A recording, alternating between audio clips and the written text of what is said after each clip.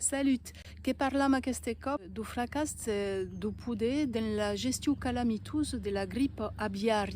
On parle du fracas du pouvoir dans la gestion calamiteuse de la grippe aviaire. La claustration, qui est la solution du ministère, n'empêche pas la circulation du virus d'influenza aviaire. La concentration insoutenable des animaux dans les ateliers de volailles, de palmipèdes surtout, rend la diffusion du virus incontrôlable. La diffusion est liée, on le sait, au transport des canards préagavés, du matériel, des relations entre les plateformes multisites. La biosécurité ne permet pas de limiter suffisamment la diffusion. Les contrôles avant transport des préagavés ne sont pas assez efficaces. La diffusion aéroportée entre élevages claustrés est incriminée. Le rôle des abattages, de dépeuplement et l'équarrissage aussi est mise en avant. L'interconnexion entre les zones et les départements ne permettent pas de contenir la diffusion sur des zones géographiques restreintes. Ça, c'est le constat, c'est le constat même du ministère.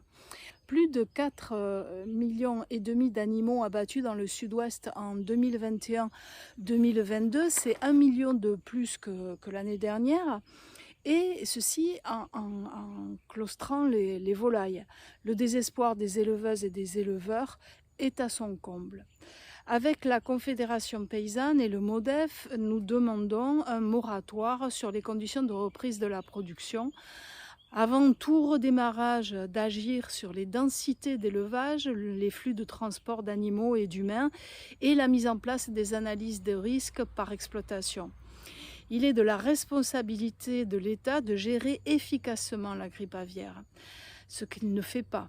L'élevage paysan est la solution, le plein air, l'avenir pour une alimentation locale, de saison, de qualité, faite pour nourrir les gens et non pas les empoisonner, pour une sécurité sociale alimentaire. Nous demandons l'arrêt des élevages concentrationnaires. Endaban, dinka la semana.